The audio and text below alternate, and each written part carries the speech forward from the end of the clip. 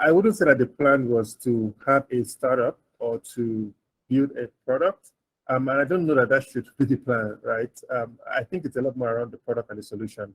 And just delivering that over time is what has led to being in tech and also in product management.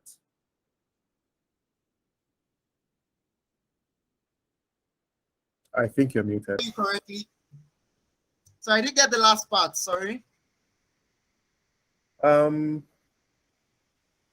I guess the point I'm making is that doing what I've done over time is what led to being a product manager and being in tech. So it's really an emergent strategy. It wasn't the plan from the start.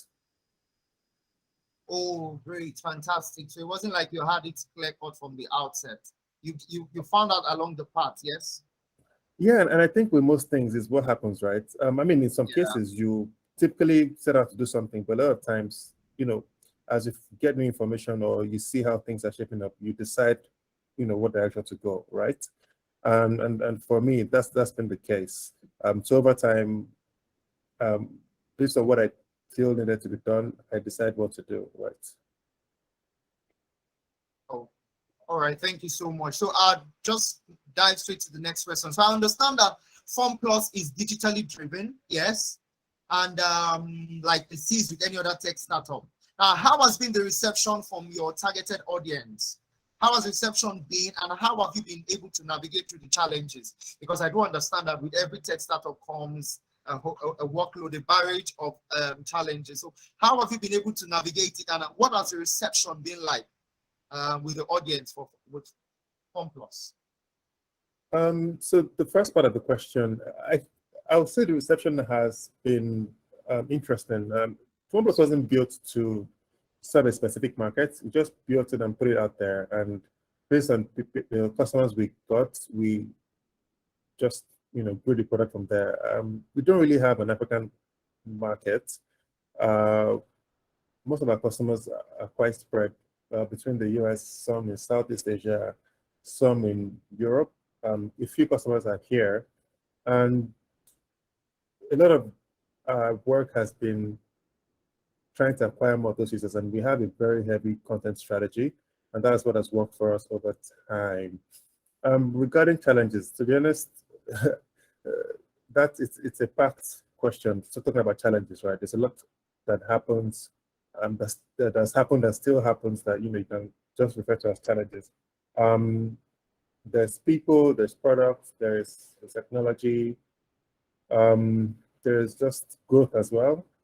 Overall, I would say trying to ensure that I have the right resources at all times has just been a good way to go about it, but without like more specifics there, I might not be able to answer that question, right?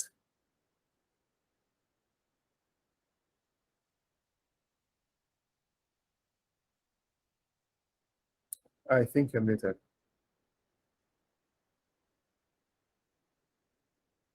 Help you? What I said was what has helped you navigate through the challenges? Did I hear resilience? No. So I said trying to have the right resources at any given point. So and this is the thing, right? So when you talk about challenges, right, it's very packed. So what kind of challenge are we talking about here? There's a lot of challenges with running the business. Getting the right people, keeping them motivated, and having a talent pipeline is a challenge. Growing the product, deciding what strategy to use, and setting that up is a challenge in its own, right? So that, yeah, there are challenges everywhere, honestly. And to answer the question in the best way possible, I would say just knowing what resource you need to get past it and being able to go after that resource, honestly, I would say.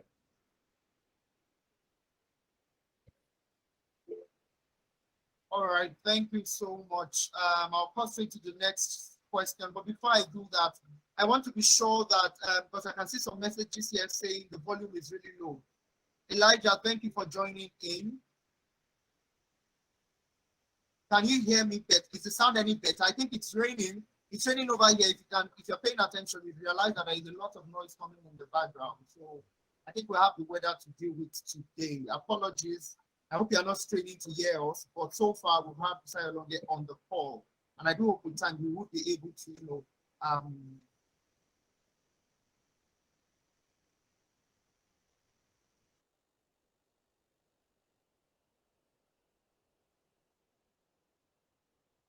was there like some set of qualities you looked out for? Or You went off for a few seconds. You went off for like 5, 6 seconds. So we didn't hear you for a few seconds. I didn't get that. I was asking how you were able to pick your team. But was it like there were some qualities you looked out for? Because people on this webinar want to know what they should look out for when they are planning or when they are trying to start their own startup. You understand? So were there some qualities that you would mention that stood out for you, or you had people that were recommended to you and you just worked with them? I think finding the right people will always be something that organizations will need to work on at all sizes, right? So whether you're small, whether you're medium, or if you're, big. And I believe that a lot of the strategy for the service or the product itself needs to be reflected in the people you're finding. For me, I think I have a very can-do attitude. So I like to always move forward, and not knowing how to do something isn't my personal problem. A lot of times, the problem is usually knowing what I don't know, and then from there I sort of pick it up, right? And so for the people I've brought on, especially earlier on, there are people who have a knack for problem solving and who um, don't really see barriers or challenges. They might not be really good at what they do at the start. So for developers, for instance, some of our early hires weren't necessarily the best, but they knew how to solve problems, and they had the passion for just finding a way around problems. And for me, that was quite important. Um, and I would say that, that's something that I've continued to look out for. Also, people who are generally nice people that you would like to work with, right? People who communicated well, were very, respectful to other people, and are generally pleasant to work with, I think is the other part of it. So I'll say these are the two things that I have looked out for overall. I should also add that over time, I also realized that most of the people we're bringing in were also similar to me in personality. And so that's something to also look out for. That's not necessarily a good thing, because you don't want everybody working with you to have your kind of personality. But I also understand where that came from, where, people you talk to initially are people who are like you, rather, are sort of drawn more to you. And so now I ensure that it's not just me in the hiring process, and I try to correct for that bias that I had earlier on. Thank you so much. I think I got to the people who are problem solvers and people who have good communication skills. And then I think it's a good one working on that bias, and they're not being solely in charge or control of the hiring process. At least having someone else handle it. Which leads me to the next question. Now, we have seen startups launch and fold up over time. Yes, we see startups spring up, and in fact, statistics has it that some startups are bound to fail in their first 5 years. Now, since startups, come up and then fold up over time, especially in our own ecosystem, yes. And I would like to ask, so what factors do you think, especially in Nigeria now, what factors do you think limit the lifespan of tech startup, or what factors do you think limit the lifespan of startup generally?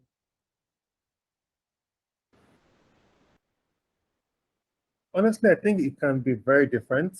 Um, I think it can be very different.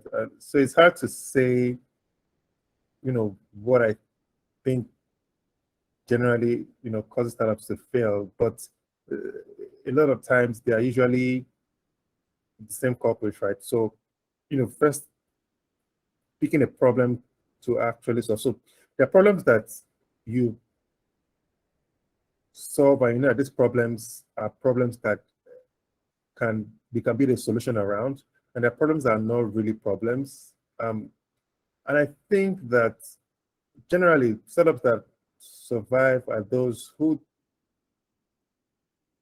tended to pick the most interesting problems and are actually solving those problems. Again, this still feels very general, but I would say that, in my opinion, it's one of the things that lead to just startups not making it through. The other part of it, which is probably unique to just here, us here, is also access to resources, right? I'm like that you like, I'm so sorry, but please can you give us a bit of volume so we can hear you like can just raise your voice pitch a little higher. Like I'm struggling to hear you. I guess it's the rain here and the sound, or apologies. Can just like make your voice a little higher. Thank you.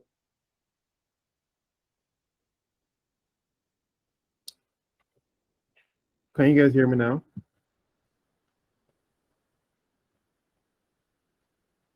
Hello, is this better?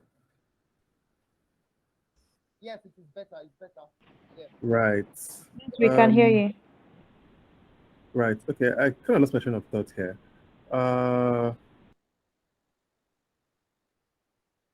Right. So I think the other thing I was saying was a lot of startups also struggle with funding, I think. Which generally resources you need to build a business. And I'll say this looks like funding for a lot of startups, and just not having the right kind of fund and support to grow your business, right? So you might have a problem that is an actual problem, but solving that problem requires resources. You need to build a product, you need to organize around the problem before you solve it. I also think that the other thing that causes people to fail is just not having that support or having, the resources that you need to solve the problems. I'll probably point to these two things that I've said. Again, I think there's a lot of reasons why things don't work, right? From the right people to just not having the right team to solve the problem. But I would say that these are the two things that I think are important.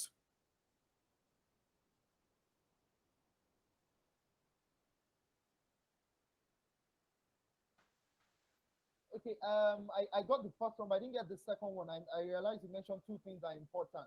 So can you just take the second again?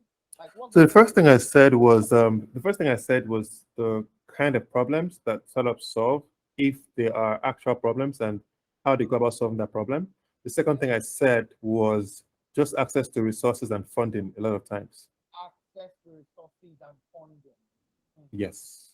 That's the challenge. That's one of the challenges and makes them fold up. Now, it just leads me to the next question. So now, for startups, to understand that Nigeria is like a gold mine of ideas buzzing daily. Now, how do you advise people who are looking to venture into startups to go about funding? Because that's the question on almost everyone's list. How do I go about funding? How do I get the right funds to push this idea forward or launch this idea? On paper, it's a good one. I can pitch to investors, but how do I get the right funding to, get it started? So for FormPlus, how did you go about funding, or what advice did you give in terms of? So speaking about FormPlus, I don't know if FormPlus is a great example to use to the sort of question, right? Because I'm mostly bootstrapped, which meant that we didn't really raise money from the start, and we essentially plowed the money we're making back into the business, and that's how we've grown over the years. However, for funding, I would say that I think it's good to think about funding as a long-term game, right? Not just I want money now, someone's giving it to me tomorrow. Before someone writes a check, they typically need to know about you or know about what you're doing. And deciding how they do that is up to you, but I'll say that putting in the time to build a pipeline of people you're talking to generally is a good idea, right? So how do you get exposure to the right people who can either give you funding or introduce you to people that will give you the funding? How do you get a product out there so that people know what you're doing? And this takes a while to do it, but just having a plan for this and just being consistent, I think it's a good way to go about it. All right, thank you so much. I think I got to please for those who are also paying attention. Networking, you have the right network. You can, help out with that. And then publicity, how are you putting your product out there? If I'm not mistaken. All right. Yeah, and so sorry, and Yeah. so networking itself sounds vague. Networking sounds like, getting to a room of 50 people and talk to all of them. I think it's a lot more intentional than that, right? So if you know someone who either knows someone else you need to talk to, it's usually just talking to people and just building that connection or that pipeline, right? And doing that consistently over time, I think. Yeah, that's what I would say. All right. So being intentional with the networking and finding the right people who would, buy into the idea. All right. Thank you Yeah. so much. So to the next question. So now we realize that usually before any startup becomes, recognized, there are usually, some products they must have handled in the past that they tried and they failed. Will Smith, this person is actually themed around failure and how to handle it. And I know that as a product manager yourself, you must have tried, you must have laid your hands or tried on several products before FormPlus. No, so now I'm going to ask, so how many products or startups were there before FormPlus? And how did you handle the situation if there were failures before FormPlus?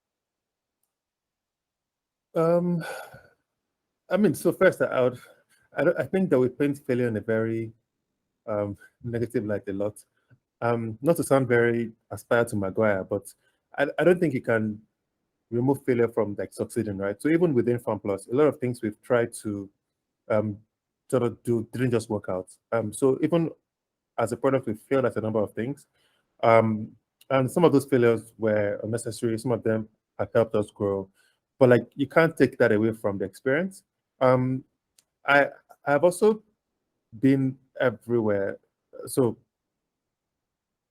I before now, I mean, the first thing I did out of university was working at Jumia. I did that for a few months, and I didn't want to stay there, so I left. Um, I started some. Actually started an agri business. The idea was to build um, sort of a series of fish farms that people could really just have better access to without maybe using the fishmongers, right? Got some funding for that. That didn't go too well, mostly when the naira started to crash and it affected, fish feed and stuff like this. Before that, I'd done some agricultural app as well for poultry farmers, more around farm management. This had some support from MIT and also Co-Creation Hub. Again, there's some issues with the market and understanding what they were trying to do, as well as just access to the farmers. So that didn't also work out well. There's something we did around um, culture and tourism, also got funded. Um, but again, a lot of work was required for the content, and the technology for the media delivery wasn't quite right. So that also didn't quite work out. Um, yeah, I've probably forgotten one or two things, but a number of things have happened before, FormPlus became the thing to focus on. Um, and yeah, I've learned a lot in the process, really. All right, so taking it, I realized you moved from e-commerce to agriculture, then culture and tourism. It's been a whole lot. It's been quite a journey, the transition. Yeah. Okay, so now it leads me to the next question about the lessons learned. So what were you able to take away from it? Like you can advise some members or members of this webinar right now. Because for some people, they feel, okay, this is the goal I have, this is the vision I have. I need to stay on it. I need to remain on it. I need to keep at it. You understand? There's no flexibility here. Until this works out, I'm not panning out. I need to remain on. So what advice from your own experience and going by the transitions you have had, how have you been able to manage it? I mean, it's a bit easy to say looking back. They say hindsight is the best vision, or however that goes. So I can sort of speak from my experience. I don't think I can be very prescriptive about it. What I do know has worked for me is listening to the problem and not being too rigid on what I want to do, right? Again, being rigid might help, and some people would say it's worked for them. Just taking a problem and just keeping at it. But for a lot of other people, it also didn't work, right? Um, so personally, it's been just listening to the problem and just following what the problem says. I didn't choose to start agriculture because I had a grand vision. I saw a problem that was there, and I tried to find the right people to solve it. And when I thought I did, I just kept going. And when the problem said, you know, these are the other variables here, I had to decide if I wanted to still focus on that or step away. And I, at that point, realized that I didn't have the resources to keep solving this problem, and I stepped back from it. And I think it's the same thing with most of the other things I've tried out. Realizing that, you know, did I underestimate this problem? Is it really what I thought it was before getting into it? If I still see that there's an alignment between my own drive and the resources that I feel I have to solve the problem, and what the problem is saying, then I keep going, right? Otherwise, I take a step back and change my direction.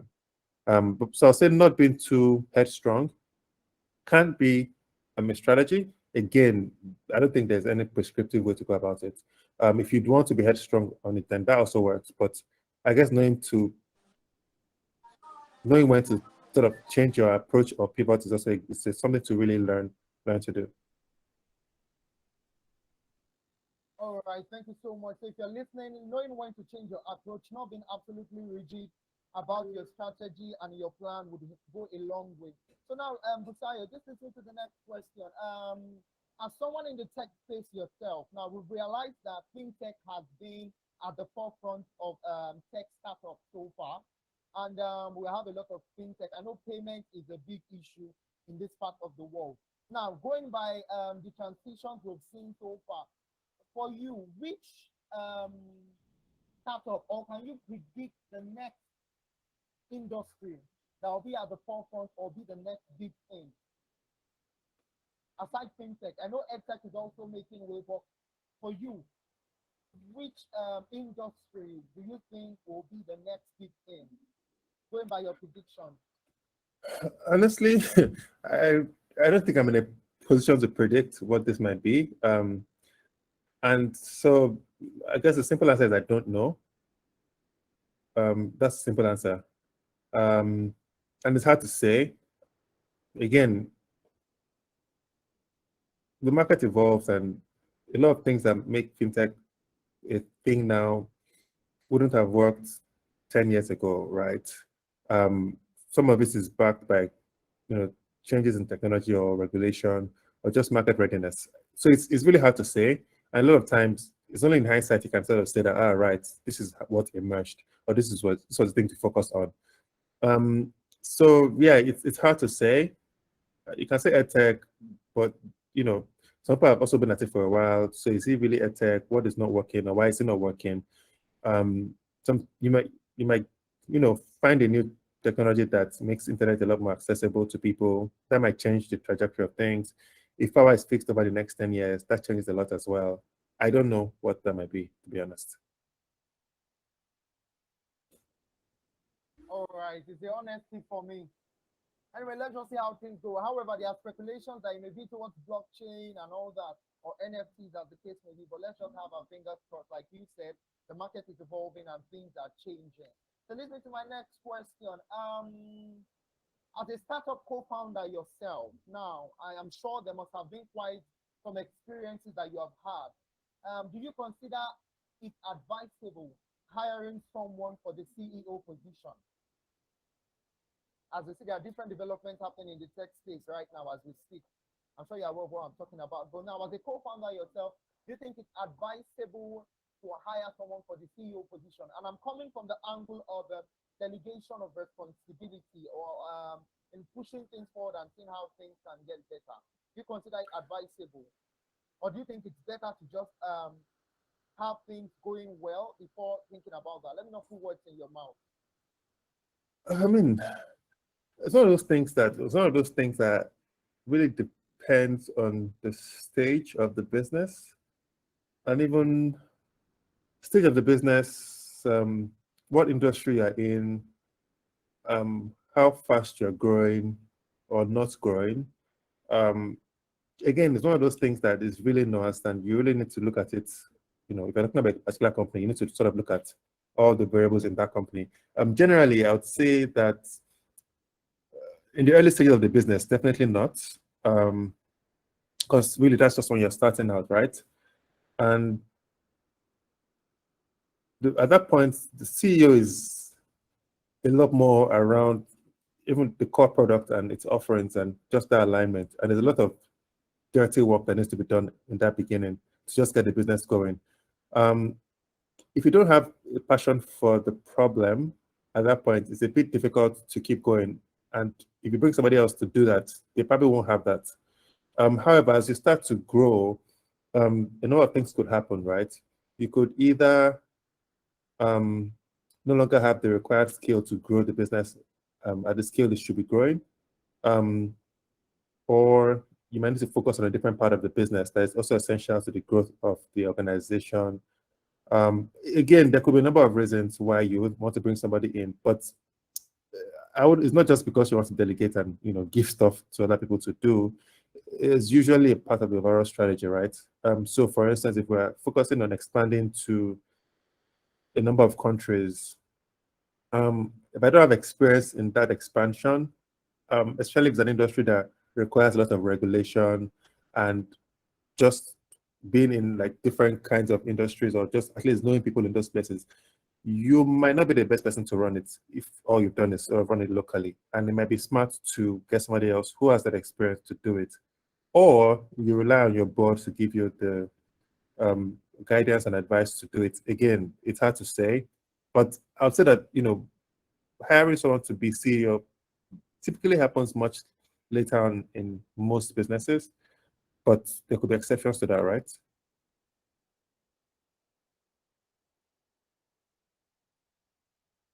You're muted as well, again. So now, for startups, we have we're in the Gen Z. Okay, someone is raising his hand. There'll be opportunity to ask questions. Like I said, if you have any question, kindly indicate in the chat box, and then I'll be able to take the question from there. Which of these would you say a startup can do without? At least starting out. Which of these would you say a startup can do without?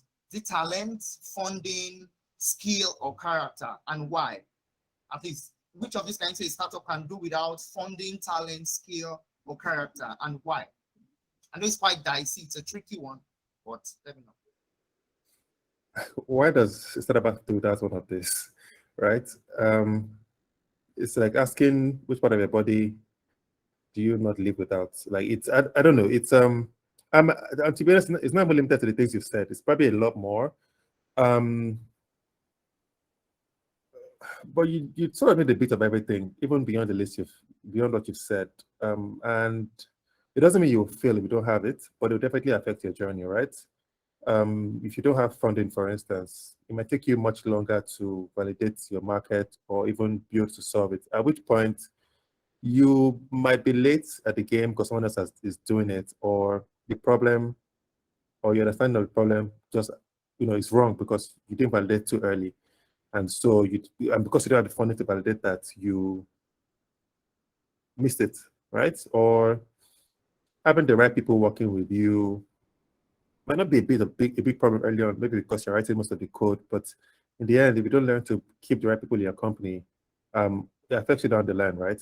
So I don't think it's you can definitely have a product without maybe all of the things you've said, but over time, the business being sustained would really depend on how well you're able to keep a number of these things on their plate, right?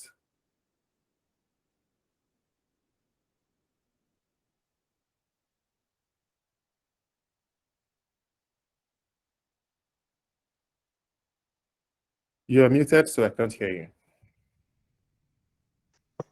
Right, I was saying thank you. So for those raising their hands, you can just drop your questions in the chat box, and then I'll be reading them out. Like I'm reading some out already.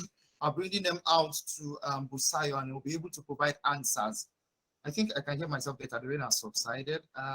So I'll move to the next question here. So this one says, compared to when you first started out, do you recruit and nurture talent differently? If yes, what do you look for in a talent as a startup co-founder? I mean, talent will always be tricky and interesting, especially given where we are. Um, and with talent, you can try to have a way around it, but there will always be blind spots or things you actually don't see, right? People who you believe are great hires will come on and surprise you positively and negatively, right? Or negatively, right? Sometimes people who you don't really know how much they would impact the team would then also shock you as well. And the question also links to what you've said, what I said earlier, right? So much earlier, it was a lot more around people who I could understand how they thought and how they approach problem solving, which really meant that I brought people who I could understand. That's the bottom line, right? And in the end, there are people a lot like me as a person, which can also be dangerous down the line. So over time, that has changed. So I don't put myself in the middle of that, at least not early on. I sort of come in much later when the team working with the people have done the initial screening, and then I work with the pool that they have provided. And that has been how that has changed over time.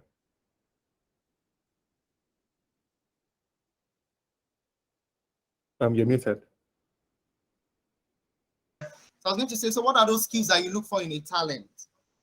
Right. I mentioned this. I think I mentioned this earlier when you asked this question earlier. Yes. Yeah. It's really what I said before. Being very passionate about solving problems, being proactive, and being people who communicate well and who are, who you'd like to work with. A lot of people who I work with, honestly, we can sit and just talk over drinks. I just talk like it's not weird or awkward. They're nice people, essentially. All right, thank you so much. So if you have any questions so far from what we've said and what we've been discussing, you can just indicate in the chat box, like I said, and I'll read your questions out. And I'll be giving room for exceptions at this point to allow two people unmute themselves and then ask any question that they may have. And I want to believe that Busayo will be able to provide answers. But if you're going to go ahead with having a startup in the country, you want to look out for people who are problem solvers, like you rightly said, and then people who can communicate properly, and then competent hands to handle the job. So I'll be taking questions now. I have one here already. This one says, what skill do I need to transition into tech for someone in the legal background? That's a bit of a broad question, right? What part of tech do you want to be in? And tech itself, there's a lot of things that qualify as tech, right? There's the obvious learning to write code, and being familiar with one of those technologies. There's product itself. There are a lot of non-technical tech jobs, right? So, are you thinking of something in just user acquisition, or are you focusing on like user growth? So there's a lot that you can sort of put in a stack. I guess my question is, what are your interests, right? I'm not sure who asked the question, but that's the first question I asked you, right? What are your interests? What are the things that you're passionate about?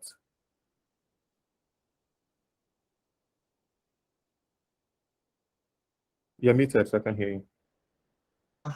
So what are your interests, the interest, and then what part? Okay, I guess for the person who asked the question, it's really about their tech is broad. So they are product managers, software developers.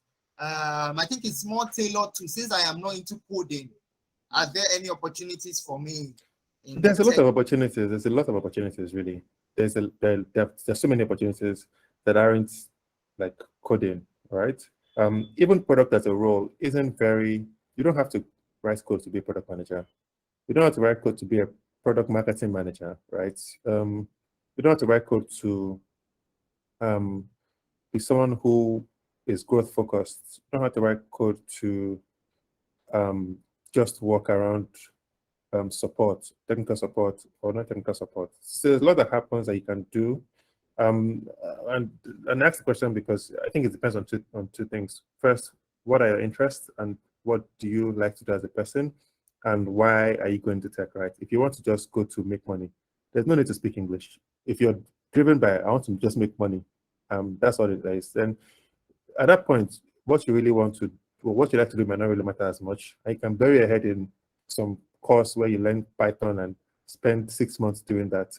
After 6 months or 8 months, you'll probably be great at it and you can start earning your money, right? If you're someone who is driven by just your passion and interest, and that's what will sustain you, then maybe you want to look a lot more at the things that, when you wake up in the morning, I actually want to do this thing and this gets me excited. Even if you're currently in legal, there's a lot of room in legal tech, right? And being a product manager in legal tech might be a great way for you to get in because you understand the legal part already. You just need to understand what product principles work and how to organize that around your existing knowledge. So honestly, there's a lot of ways around it. What I always say is, I think it's good to always start from where you are versus just thinking like just going from a place where you have no knowledge or no interest. So the example of starting where you are is someone who is in sort of legal, who is a lawyer now. The question is, you already have all this learning and you want to pivot into tech. How do you merge what's tech and what you already have or what you know? And that might be a good place to start. And usually that gives you an advantage over a lot of other people because someone who's just a product manager and doesn't know a lot of things in tech cannot be as good a product manager as you in legal tech because you already have the legal backing and the knowledge. So I always say start from where you are and try to identify your interests and just be honest with yourself for why you're doing it, really. All right, thank you so much, Busayo. Start from where you are and then be able to narrow down your interest. Okay, so I think I have one more question before I give the opportunity for anyone to unmute themselves and then ask questions, if any. So this person says, so how many certifications does one need to have? Because these days people are concerned about certifications. How many certifications do one need to have before they can be appealing to tech employers? Honestly, again, there's no WhatsApp group where tech employers talk and gist. But personally, I haven't looked up for certifications much. I don't really also look at like a lot of sometimes I don't look at the degree or what you have.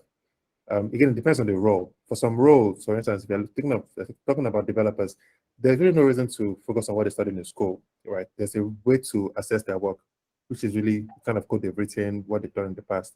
For non-core tech roles, usually it might be that might be a bit more dependent on what you studied, but not too much. But personally, I don't really rate certifications or certificates because it doesn't mean anything, right? You have certificates, but does it say you've learned anything there? Not necessarily. You just have paper that says that, oh, right, someone said that I know it, right? That being said, I don't think it's always the case for all certifications. Some of them are really good. And for some of them where, you need to have specialist knowledge, the education will say a lot about your ability to sort of showcase that knowledge. But as a general rule, I think I wouldn't start from thinking about certifications to get is a lot more around, what you can do. And so if you're really new at it and you want to just break in, I would say take a course that gives you some good knowledge. Depends again on what your long-term objectives are, but maybe try and get an internship somewhere that might not pay as well or, be all that, but gives you room to start learning. And that might be a good way to go. Again, there are a lot of ways to go about it, but I don't think that just going for certifications is the answer. All right, thank you so much for that clarification. So certifications may be important, but they are not. They do not determine how far you can go get the skill and pay more attention to being skillful and competent other than just acquiring certificates. All right, thank you so much for hopping on this webinar, Busayo Longe. Thank you so much. It was a pleasure having you. For those who joined us later in the course of the webinar, our guest has been Busayo Longe. He is a product manager and the co-founder of FormPlus. Yes, and then we've been talking about what it takes to build a startup in Nigeria, and what are the modalities of transitioning into tech. And he has been telling us about his own experience and some things that I've been able to garner a lot of knowledge from. So before we call it a day on this webinar, Busayo, I don't know if you have any 2 cents to give to the attendees before you go, like an advice, because I have people who are already in tech, some are budding product managers or product designers, and some are even budding CEOs looking to own their startup. Any your 2 cents before we call it a wrap?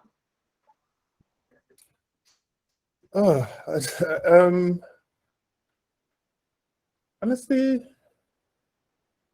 for people who are just trying to break into some kind of tech skill, I would say it takes patience, and it's usually not easy to do. And I think staying consistent and just being patient will be good, but also being very intentional. A lot of people in tech, to be honest, had their breaks from just talking to people. So as much as possible, reach out to people, talk to people, let them know what you're trying to do and what you really want to do. Because I think it comes down to people really in a lot of situations. So in companies, so even at FormPlus, right? If someone is referring you for a position, you sort of you jump a lot of the initial screening processes, and you talk to someone directly, and someone tries to assess you because someone is speaking for you, right? So while there's a lot of room to learn and there's a lot to do, it really comes down to people as well, right? Just reaching out to people, letting them know what you're trying to do, and being a good person in the process, being someone that people want to work with or talk to, it goes a long way, I would say. All right, thank you so much. Thank you so much, Busayo. It was a pleasure having you on this webinar. Thank you everyone for attending. Like I said, I was going to give room to 2 people to ask questions, but then I didn't see any hands raised up or any question in the chat box. I do hope you've been able to garner 1 or 2 things from this webinar.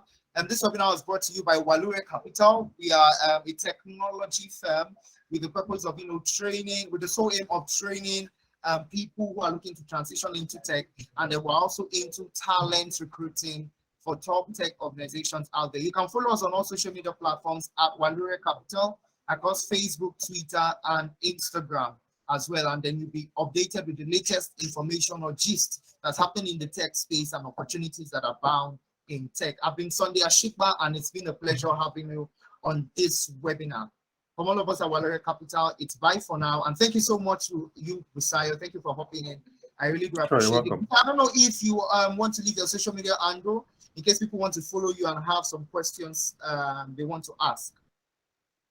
I think LinkedIn is the best place. So just look for like Busayo Longe on LinkedIn, and you can follow me. Busayo, you've heard it from the horse's mouth. Look for Busayo Longe on LinkedIn, and then we will be there to take some of your questions. It's quite busy, but then you'll be able to answer as his schedule or time permits. Thank you, everyone. On that note, to call it a day on this webinar. Do enjoy the rest of your weekend. And to all our Muslim faithfuls out there, it's Barakah the Salah. I am Ashikwa Sunday, and bye for now.